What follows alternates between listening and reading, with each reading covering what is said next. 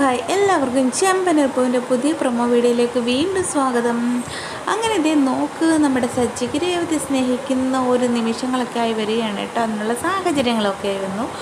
അപ്പോൾ രേവതിക്ക് തീരെ വയ്യാണ്ട് അവിടെ കിടക്കുകയാണ്. ആ സമയത്ത് സച്ചി വന്ന് നോക്കുമ്പോൾ രേവതി വയ്യാതെ കിടക്കുന്നു. അതേപോലെ തന്നെ ആ സമയത്ത് ബാക്കിയുള്ള എല്ലാവരും ഡൈനിങ് ടേബിളിലിരുന്ന് ആഹാരം കഴിക്കും കേട്ടോ, സന്തോഷത്തോടെ. അപ്പോൾ സച്ചിക്ക് ഇത് കാണുന്നത് സച്ചിക്ക് ഭയങ്കരമായിട്ട് ദേഷ്യം വരുന്നുണ്ട്. സച്ചി അങ്ങോട്ട് ചെന്നിട്ട് എല്ലാത്തിനും നല്ലതങ്ങ് പറയുന്നുണ്ട് കേട്ടോ. പ്രത്യേകിച്ച് ശ്രുതിയും പറയുന്നുണ്ട്. കാരണം അവിടെ ആഹാരം കാര്യങ്ങളൊക്കെ ഉണ്ടാക്കി കൊടുത്തുകൊണ്ടിരുന്ന രേവതിയാണ്. ആ രേവതിക്ക് വേണ്ടി വന്നപ്പോൾ ആരും തിരിഞ്ഞു നോക്കുന്നില്ലല്ലോ, ആരും തിരിഞ്ഞു നോക്കില്ല, അങ്ങനല്ലേ അവിടെ.